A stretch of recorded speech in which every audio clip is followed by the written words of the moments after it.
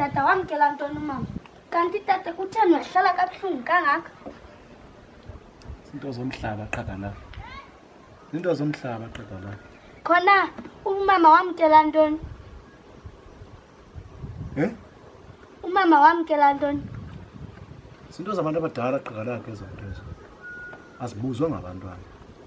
Uba ngakuxelela indaba kamama wakho ungajika ube mdala ngokumncinci engqondweni. Funeka ke ndiyifihle yonke lo. Ayindoda engumahlalela umfazi emka. Phofu amazinki ayemka xa kukho umoya. Hayi ngumhlola. Ha.